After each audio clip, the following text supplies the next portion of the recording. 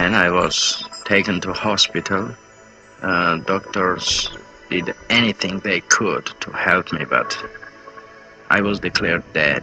I realized I was out of my body when I was suddenly looking at this light. Out of that light stepped the most amazing being I have ever been in the presence of.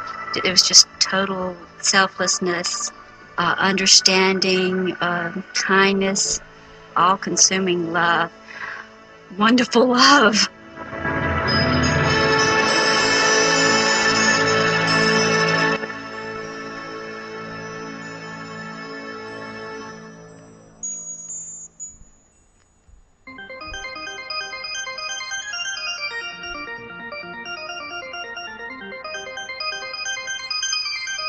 After a time in this light,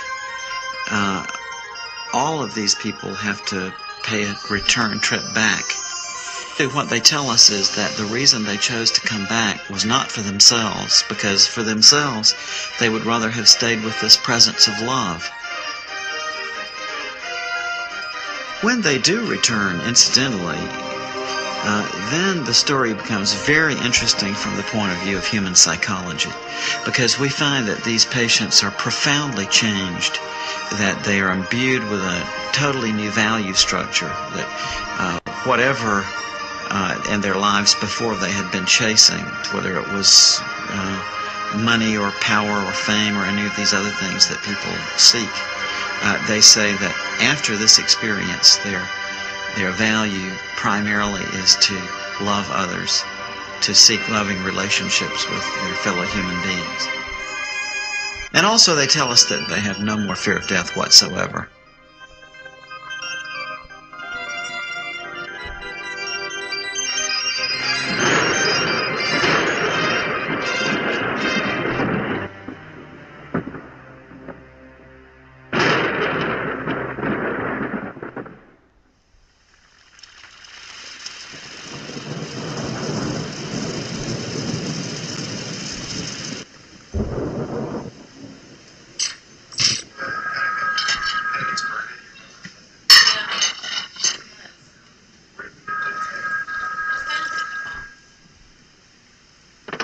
Hello? Oh, hey, Mom. How are you? Oh, no. What's the matter? What's happened to him? Oh, no. Oh, no.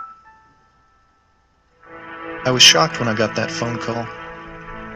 The one that nobody ever wants or ever really expects to get.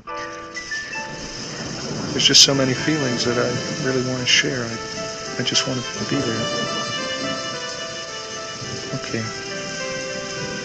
well, we'll see you soon. Mom, I love you. My dad was fighting for every breath of life, and it didn't look very hopeful. Even though we lived 600 miles apart and only saw each other on holidays, at least we were on the same planet. And we could pick up the phone and say hello. The likelihood of losing all that seemed almost impossible to grasp.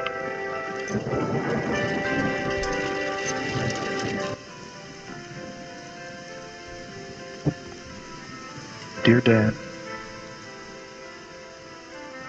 I'm so sorry to hear about what you're going through. I know you're rugged, but you gave us a good scare.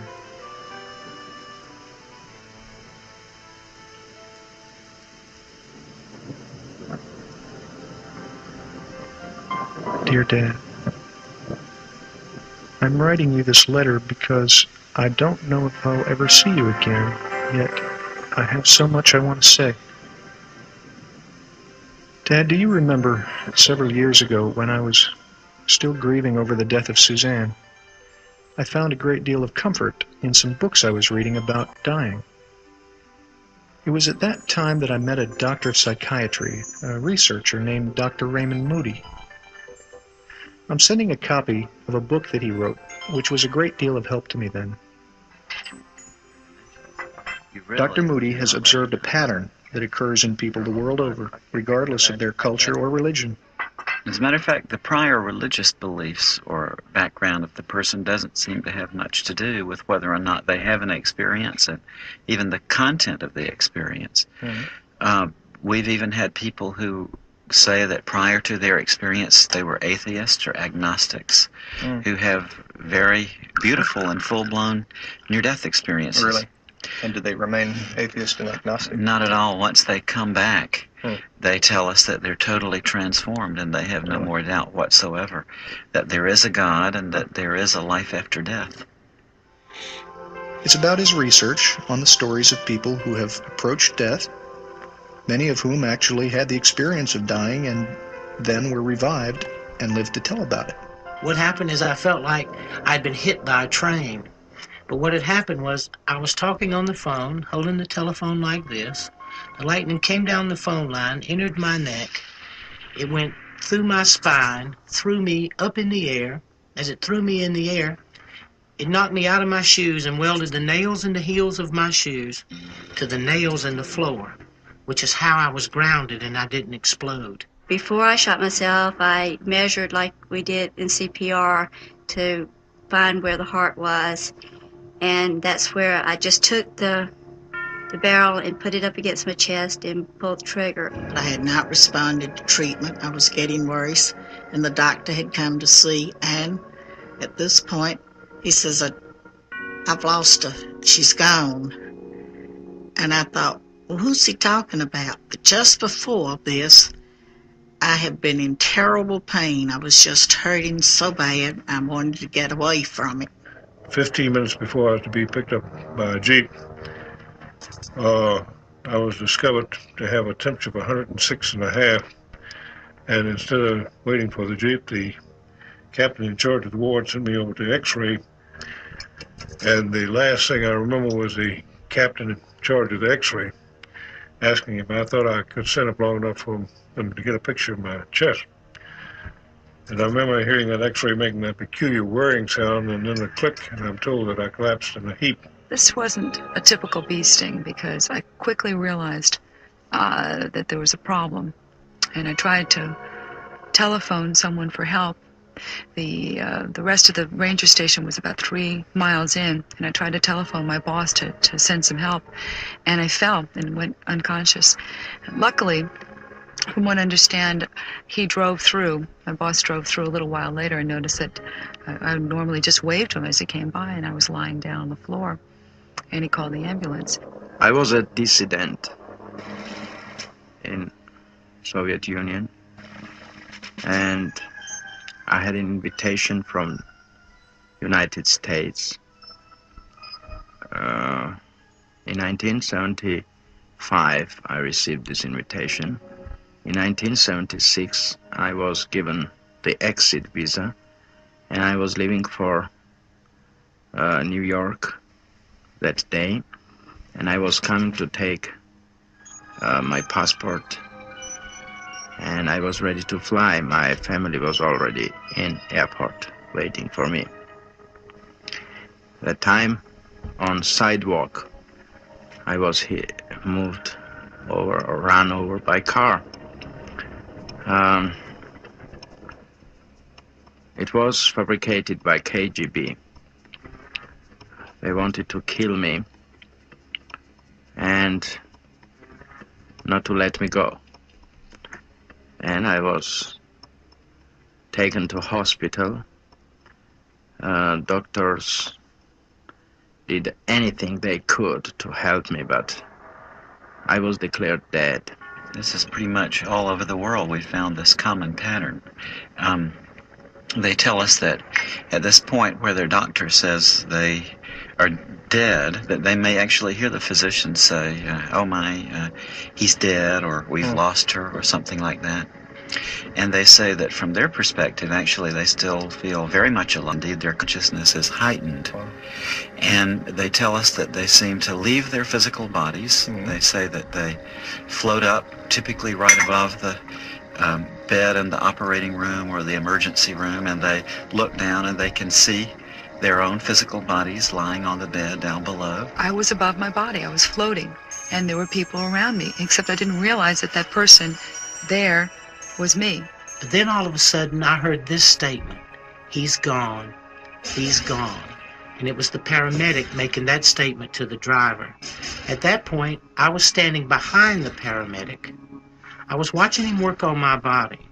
And suddenly there was commotion beneath me, and then I started noticing all of the people underneath me, and the EMS workers were pushing the stretcher down the hall, and I really wasn't concerned with my body. I was more concerned with, there were a couple of plainclothes policemen over where the guns were, and one of them was wrong about something, and I was trying to tell him that he was wrong. But I could see the soldiers and the nurses and the doctors, but they could not see me.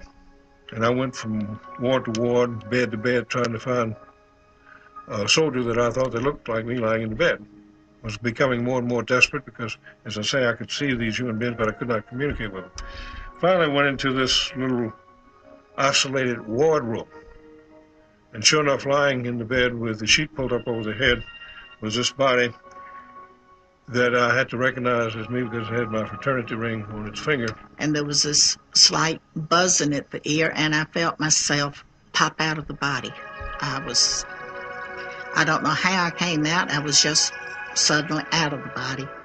And I sat down on the head of the bed a minute to look around.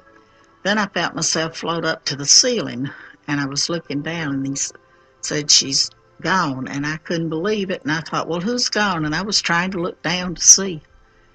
And I felt presences with me. Guardian angels is what they were, but I called them guides. I was suddenly looking at this light that seemed to be in the corner of the room. But the first thing I thought was, "Where did you come from?" And she said, "I've always been here, but you weren't able to see me before."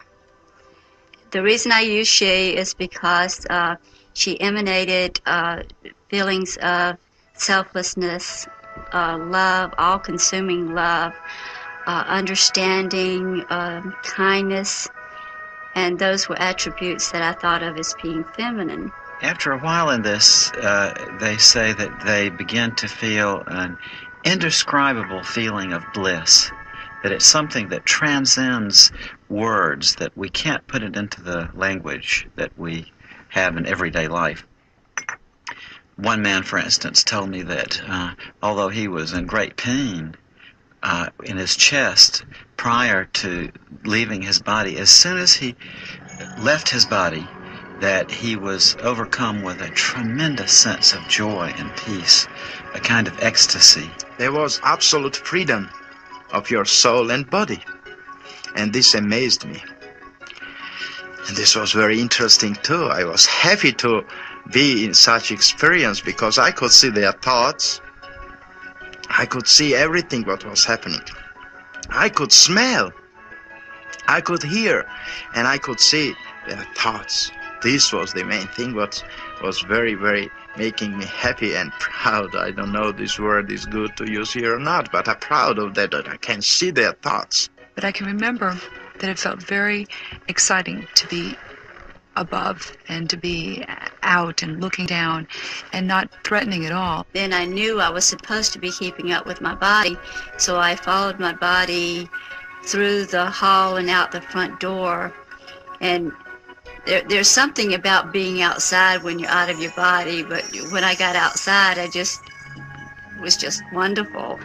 But it seemed like I was always just kind of looking through the ambulance because I was enjoying being outside.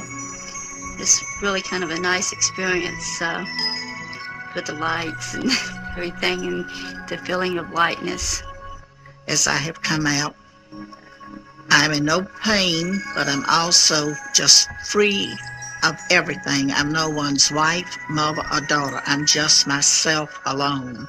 I have the distinct memory of always trying to look at myself and thinking how much better looking I thought I was than that.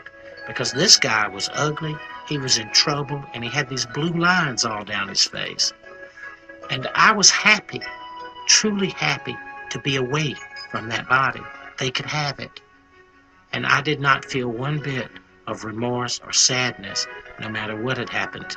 But it was not bothering me. I saw my body and I hated it, and I didn't want to come to my body back. It looked like this sort of feeble, sick person.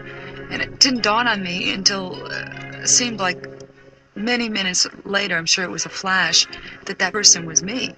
And that they were trying to revive me because I was dying. And in fact, my heart had stopped. There's a skeptical part of me, too. Mm-hmm. And I wonder sometimes whether or not this might just be people's hallucinations that they're going through, or just a natural shutting down process when the brain is dying. Mm-hmm. I used to wonder about that myself, Peter. What has turned me around on that issue is that so often these patients are able to give us very correct descriptions of what was going on during the resuscitation from a point of view they couldn't have had from the perspective of that physical body lying on the table. For instance, my friend Kim, who works at a medical university out west, was telling me that she was involved in resuscitating a young patient named Maria. And Maria had been believed dead, but was successfully revived, and when she came back to consciousness, my friend Kim happened to be standing there by her bedside, and Maria grabbed onto Kim and said, during the resuscitation, when she was out of her body, she drifted outside of the hospital entirely and saw an old shoe on a ledge on a window outside an upper floor of the hospital. And Kim was actually able to go there and to verify that the shoe was there exactly as the patient had specified. Really? And all of a sudden I'm aware of people out in the hall. The room had been sealed off because he was going to do surgery in the room. So I immediately went out through the door, did not open it, just went out. I was immediately on the other side in the hall. But I go up to my daughter and I try to make her hear me. Kathy, go home and change your clothes. I couldn't make her hear me, so I went to her dad. And I said, Judd, take Kathy home, change her clothes. She shouldn't be out like this. While they were in the hall there and I was trying to send them home, a brother of my husband's came up. And he was talking to him, and he had gotten worried to come. And one of his neighbors was also in the hospital, and he came up and started talking to my brother-in-law, wanting to know what he was doing at the hospital and what he was going to do that weekend. He said, well, it looks like my sister-in-law is going to kick the bucket, and I was planning to go to Athens, but I'll stick around now to be a pallbearer. Later, I was also able to talk to him. He didn't want to admit it, but he did admit this is what he had said. And I laughed at him because it embarrassed him. It was amazing that I was never leaving my body too. I was everywhere who thought about me, but I was with my body. It means that I was not leaving the one part for another. I was everywhere the same time. I could be in New York, I could be in Longview, Texas. I could be in Moscow, I could be in Tbilisi, Georgia. In any place, there was no distance and time at that time with me. And this time I'm thinking, I want to see my sister. So I immediately find myself in Rockville, Maryland at her home. And she's getting ready to go grocery shopping. She's wearing a beige suit with a green blouse. She's had to go over the house and look for her keys that she had misplaced, had to find her grocery list. And finally, she walks out her front door to get in her blue Monte Carlo Chevrolet. And I feel there's no need for me to go to the grocery store with her, so I let her go on. And I'm going to pop over then to another sister who lives a few miles away from her. And this other sister had already left home. I was able to determine she had gone grocery shopping herself. So the guides asked me, was I ready to leave this area now? And I agreed, said yes. About 2 weeks after I had this near-death experience, I was in contact with my sisters, and I brought this fact up to her and described, and she said, well, how did you know? I didn't see you. You weren't here. I could communicate with the children, with very little children who couldn't speak and who couldn't walk and who were very little, and just coming from that place where I was going. And this was amazing communication with them, spiritual communication. We never spoke in words. We spoke in mental communication.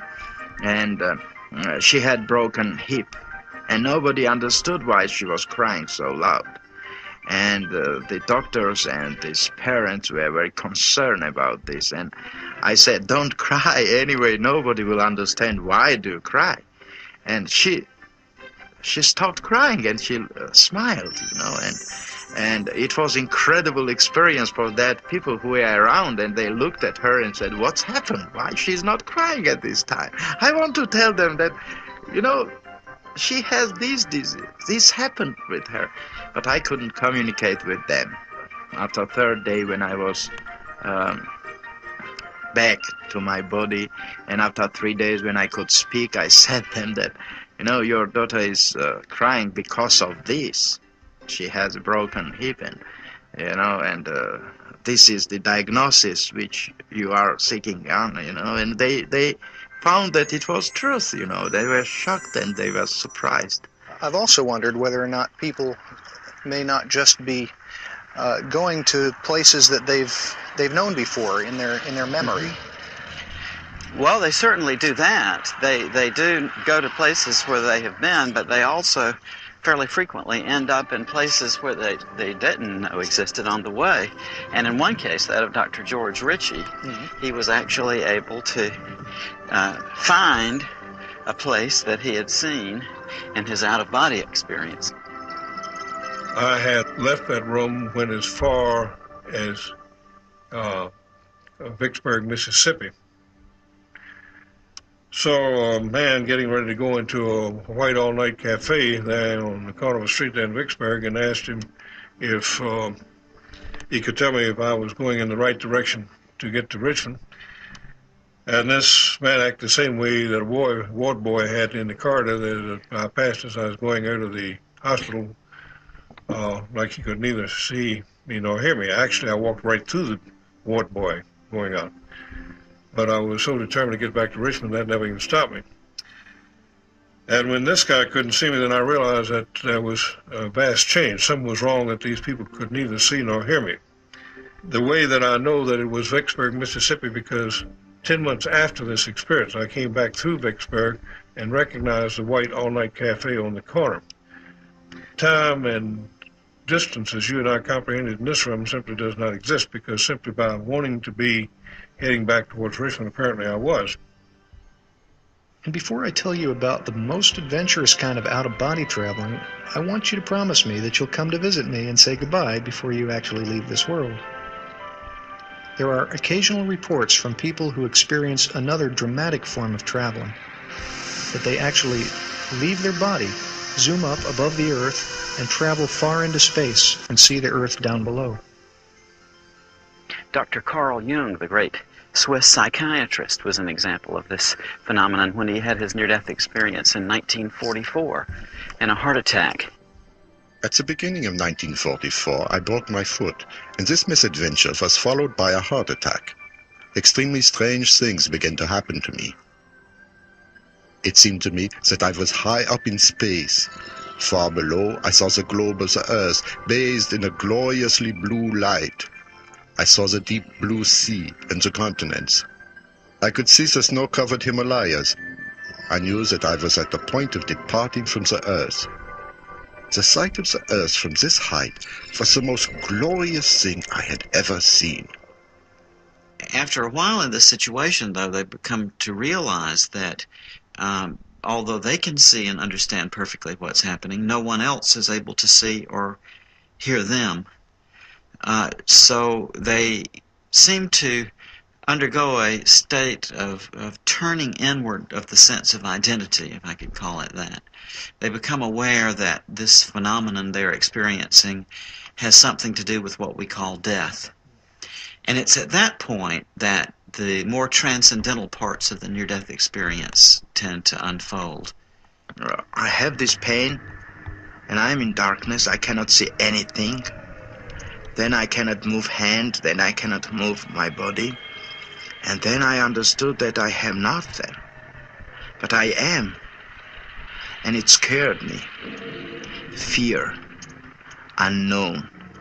Why are all people afraid of darkness? Because they don't know what is in darkness. The fear of darkness is because of unknown. Ununderstandable makes you to be afraid of something. That's why I was afraid too. I was afraid of this darkness. I was afraid of being there. But more afraid was that I was somewhere without my body. But I was. And I was a scientist, I worked on idea of psychology and languages, I learned physics, I learned chemistry, I learned many other physiologies, anatomy, and all it was based on dialectical materialism, historical materialism. And in my idea it was impossible to be somewhere without your body. Where is my main component, my life, my body? I was scared to death, but I was already dead. And that was the amazing feeling, to understand that you are, but you are not, if you think you are. If I think, I thought, I am. But if I am, and if I think, why cannot I think positively what's happening around me? And I began to think about light. I saw light outside of darkness, and it shocked me. But first feeling which I had was to come to that light. The first thought which came to me was to go into this light. And I had that movement. They describe to us how they seem to be drawn into an enclosure of some sort. They often call it a tunnel. And they go through this tunnel quite rapidly, and they come out on the other side into an incredibly brilliant and warm and loving light. Don't know exactly how I entered the tunnel or just at what point, but it was when the guides had asked me, and I said yes, and I feel myself going in an upward motion. The tunnel is not too big, just seemed for one person to go one at a time. It doesn't touch you. I didn't reach out and touch the walls, but it's black, and I feel myself going up and looking at light, bright light at the end of the tunnel. And the next, as I'm going along, I see the gray area. But I did not stop to go in and see just what was going on. I went on to come out into this beautiful pasture valley land, flowers, bright, beautiful light, brilliant color. Nothing here is like it at all. The next thing I remember is I heard a set of chimes. And as I looked at an angle, probably 35 or 40 degrees, I could see a tunnel. The tunnel was like a spiral, like it was moving whether I was moving or not. Then I began to whisk down it, and I could hear these chimes. But I was in utter peace and utter tranquility. And it was such a stark, dramatic difference between the way that body was and what was happening to that body and this place I was, this utter peace. As I moved closer to the light, I was kept being surrounded and filled with this love of like, I can't describe it except when you haven't seen your parents in a long time. If you've been away from your family, and when you first see your mom and your dad, that feeling when you're a small kid, that feeling that you get. I knew I was safe, I knew everything was peaceful, and I knew it was right. As I came into the tunnel, came through the tunnel, I came into a place much like walking out of a dark room into a bright room, as if my eyes were trying to adjust to this brilliant light. The contrast between the brilliant light of the lightning bolt and the brilliant light that was in the tunnel was another thing that was quite dramatic. Because this light was so brilliant and so bright, it passed through me, it permeated me. It and I became one. For years now, we've been using the expression of seeing the light at the end of the tunnel. And I wonder whether it was started, perhaps, by people who had near-death experiences many years ago. In fact, I've been shown some paintings of just this scene that were done several hundred years ago. In the 15th century, the Dutch painter Hieronymus Bosch even painted this theme in his painting Ascent of the Blessed. In the foreground and the bottom of the painting, we see people who are dying, and as they are dying, they're surrounded by spiritual beings who attempt to turn their attention upwards. Above them, there's a tunnel which goes off into the distance, and at the end of the tunnel is a very bright light. As these people go through the tunnel, they kneel reverently into the light. So we know then that these experiences have existed among human beings from time immemorial. In this light, they often tell us that they see relatives or friends of theirs who have already died, who seem to be there to meet them and to greet them and to help them through this transition. Particularly very great thing happened with me. It was that I saw my parents, my real parents, and I understood that they were killed. And they were killed by KGB in Moscow, and I was happy of this. It sounds very ridiculous, but you know, I was happy because I was thought that I was abandoned by them. And I'd lost a girlfriend in the polio epidemic in the 30s. I think it was 38, but I'm not positive of that date. And she assured me that everything was fine and she was happy. And I also saw my grandparents coming to meet me. I had never known my grandfathers. They had both passed away before I was born. But I did know my grandmothers and my mother also. And as I'm there, this baby appears to me. And he says, "Hi, I'm your brother." And I said, "I don't have a brother." And we don't talk as I'm talking to you. There was no way of misunderstanding. It was more like it was mental telepathy.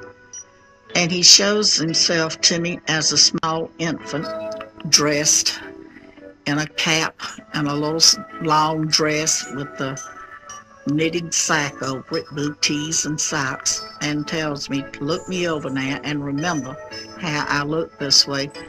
And you can tell our Father when you get back, and he'll tell you it happened. And when I was able to talk to him, my dad said, "Well, I don't know how you knew that, because nobody but your mother and the doctor and I knew about these things." So it gives me hope to know that whatever happens, we'll be seeing each other again one day, as we're greeted by those loved ones, family and friends who have already died. All these greeters seem to be encouraging us to come into the presence of that light, and are letting us know that everything is going to be okay.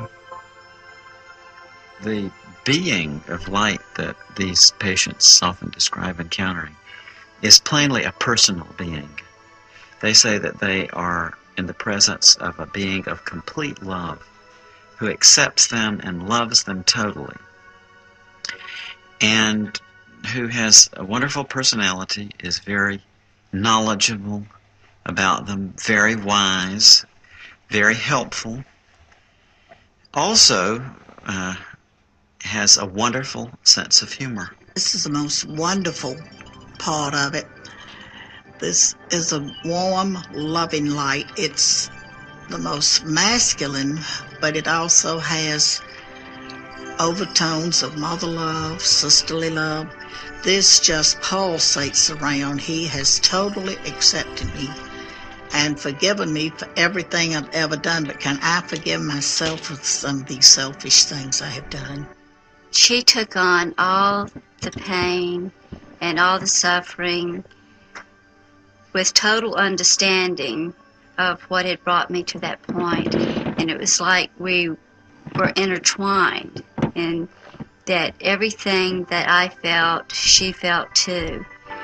And there was this unconditional love, like most parents have for their children, that no matter how bad I might have been, or that I was totally loved and totally understood, because she understood the motivation behind what I did. There was this togetherness, this empathy that she had for me, and just wonderful love.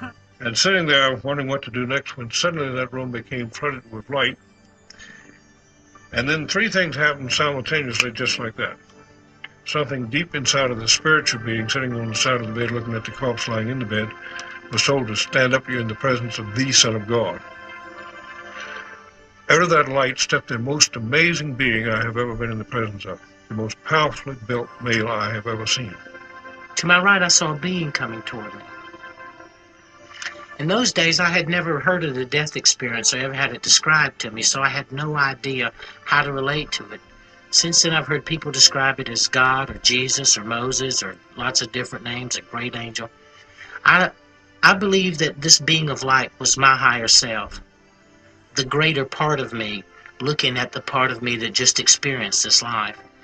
As this being, because this being, I was so comfortable with this being and so assured that only if someone knew themselves and knew the love of God in them, then they could have that same relationship with themselves. And it was as if this being had come to be with me. And now, once being in the presence of a being who knows everything about you, to know that he totally accepts you and totally loves you, I never wanted to leave this being again under any circumstance. Yeah, this is one of the most interesting parts of the near-death experience to me. These patients will tell us that in the closing moments of their life, often in the presence of this being of love who is with them, that they see a panorama before them, which consists of every single thing that they've ever done in their lives, from the moment of their birth right through the time of their close call with death.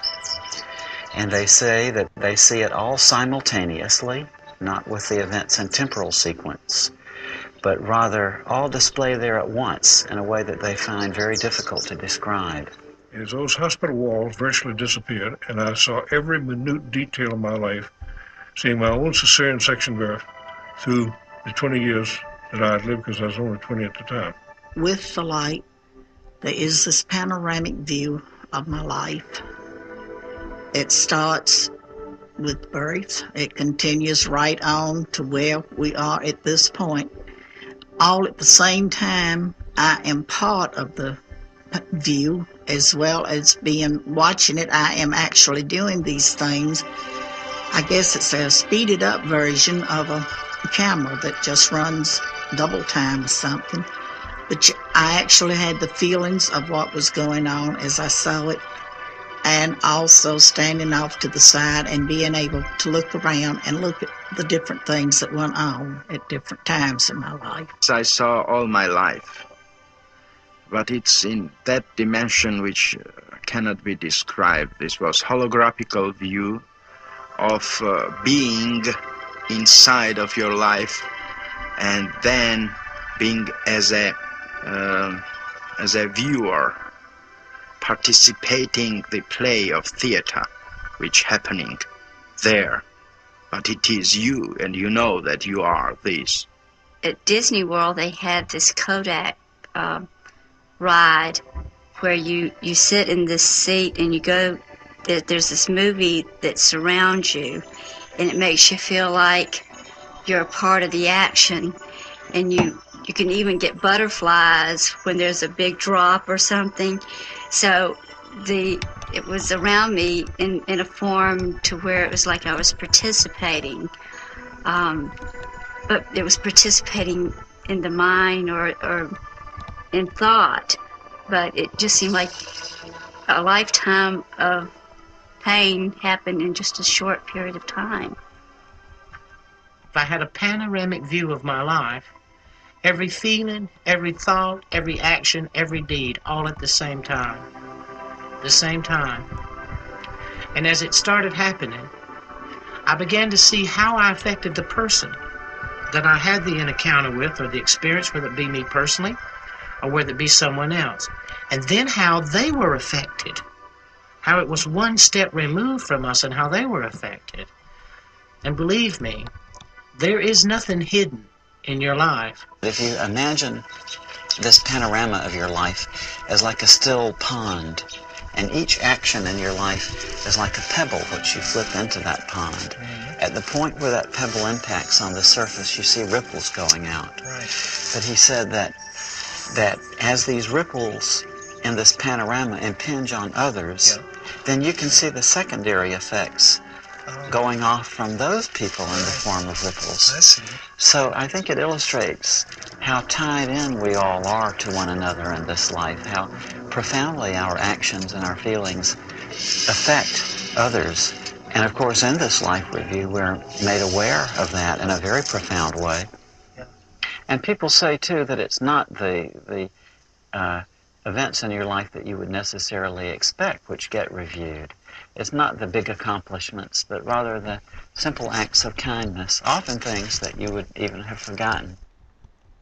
You will see the things that you did out of your heart, helping an old woman, picking a kid up, helping someone, an action that you take, uncalculated, unthought, just out of goodness of your heart. These things herald through the universe, not your great accomplishments, not what you achieve or what you think has value. The little things have value. And what I had always thought was important and nice things I had done, they didn't even count for anything. It's the little unknown things that you do for one another. And love there is always helping to give others love and helping hand along the way. And at the same time, you're benefiting because you're receiving also. And the question was, what have you done with your life to show me? Well, I'm looking around this panoramic view, and I'm hoping that you'll notice some good things. And of course, I'm trying to pick the best thing, and hoping you won't see some rather embarrassing things that happened to me as a teenager. And I thought, well, I was an Eagle Scout. Immediately came back that glorified you. Again, to answer the second time. What have you done with your life? But this time the emphasis was on to show me. But I understood what he was saying. He was asking me, had I learned to love my fellow human beings the way that he totally accepted and loved me? And when you look at it from a place to review and to be critical of yourself, not to be judged, to be condemned. There is no condemnation in it. There is none. There is nothing but, hey, look at yourself. Look who you really are. And look what you've done. And then give it a value in the eyes of God. The death experience gives you a value of what that love is. That you are so deeply loved and that you yourself so deeply love. You begin to sense a part of yourself greater and far more magnificent than you ever give yourself credit for. Frequently, too, people tell us that this being is also interested in the knowledge that they've acquired in this life. If there's a scene in which one is seeking knowledge by taking a course or attempting to understand something, that this being comments in an almost offhanded sort of way, that even after we die, the process of learning goes on, and that what we learn here we can take with us to the next realm. People say that love primarily, and then in a secondary, almost grace note sort of way, that it seems to be the knowledge and the understanding we acquire. How interesting. After a time in this light, all of these people have to pay a return trip back. And it's very interesting that when they do, after having been in the presence of this being of love and light for a while, they literally don't want to come back. They resist the attempts very often made to send them back. I never wanted to come back. I wouldn't have traded, and I would not trade today. For the few moments that I got to spend on the other side, I wouldn't trade 20 of these lives. And when I had to come back, I came back dragging, kicking, and scratching because I didn't want to. And I'm told then Are you ready to go back? No, I want to go on to the City of Light. No, don't you want to go back? And I could hear my daughter and look back and see her and my husband. They were saying, Vi, don't go. Come back to us. Mama, I need you. Mom, come back. And they asked me again, are you ready to go? I said, no, but it seems that my daughter needs me, so I must go back. I really had no reason to go back except that I can remember my mother. And I know that I'd put her through a lot. I was a very accident-prone kid. And she used to say, if you ever die before I do, I'll never forgive you. My mother was so adamant about me not dying before she did. I think that's what first came into my mind. We are alive because of love. And this was what brought me back, which, to be honest, I didn't want to come back, but this love brought me back. Love of that people who wanted me back. Other times they say that they're given a choice, that they're told that they can either go on with the experience that they're having then, or else they can return to the life they've been leading. She said you can stay here or you can or go back. If you stay, you're going to have to go through everything that brought you to this point. And at the same time, I was seeing the things that had brought me to that point, the things in my life that were painful. There were other things, but somehow the things that had been painful were the things that made the biggest impact. And I knew that I didn't want to go through that again. So there is no way to escape that if you try to kill yourself and you succeed, somehow you're going to have to go back and live the life from the beginning and go through everything that was painful in your life, and then have to go from the point where you killed yourself also. So you're not escaping.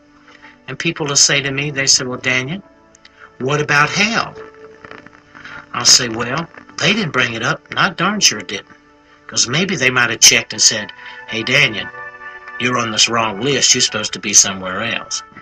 They also want to know about hell. Is it a fiery, burning place? Well, what I found to be hell was separation from God. This is a total hell. Darkness, where I was first. This is the same as somebody told you, the separation from light, from love, from God, from infinity. Of course, this is hell. That's why suicide was condemned by all religions. That's why they are telling that you will go to hell. It means you will go to nowhere. And nowhere does not exist. It means you will go somewhere on opposite than goodness.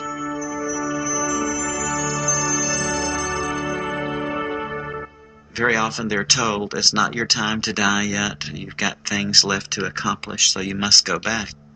This weekend I was in morgue, and on Monday I was taken from morgue, washed, and they began autopsy. It was 11 o'clock in the morning. When they opened my abdomen, they took hematoma, and they began this T kind autopsy, and some great power took me with neck, I think that part I can explain, and pushed me down. And I saw this movement down, and then I felt my headache, and I opened eyes. And this was coming back to my body. The next thing that I knew, I was floating over my body in the emergency room, and they were working on me. Then they stopped working on me. They put a sheet over me. They filled out a piece of paper, and they rolled me in a room. And I was lying in that room, and I was hovering above myself, watching myself. Then I heard what appeared to be an elevator door open, and these two guys came in, and they were getting ready to take me someplace. I later found out that that was probably the morgue. Then at that exact moment, I was inside a body again. It was on fire. It was in pain. I could not move. So I started blowing the sheet. And they jerked the sheet off, pushed me back into the emergency room, worked on me and stabilized me. And in the course of the next 7 days, I was completely paralyzed. That it's so touching to me that in the closing moments of their life, that so many people come back reporting that what was most important to them at this time was love, the question of how they had loved their fellow human beings. It had a lot of effects and change in my life. It's made me a more understanding person of others. I know I don't have the right to take my life. Didn't want to return, and I would love to go back. Someday I will. And then I hopefully can stay and not have to come back and try again. But I know I cannot take my life and go there. Things would not work out right.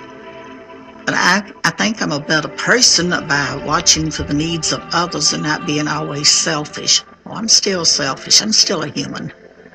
But it has changed my way of thinking. How to love other people and how to forgive and to put yourself in the place of other people in order to understand them. And that's something that you have to do in order to love people and in order to love yourself. Because if you hold grudges and you it hurts you and it hurts the other people, and it's a barrier to love if you can't forgive.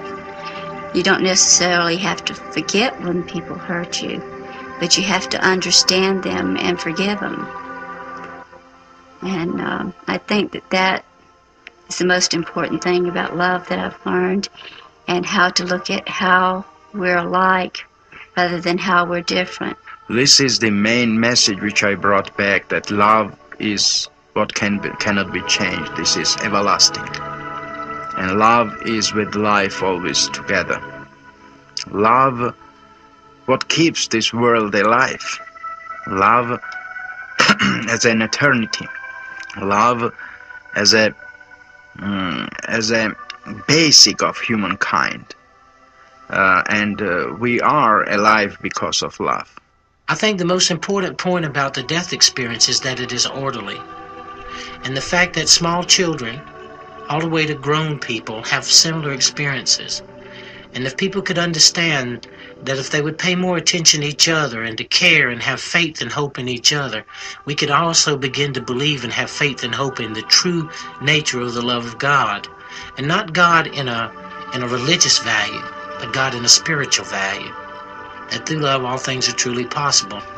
And also they tell us that their fear of death is totally gone after this, that they have no more fear of death whatsoever. I saw life as a infinite life, infinite light, as a everlasting being.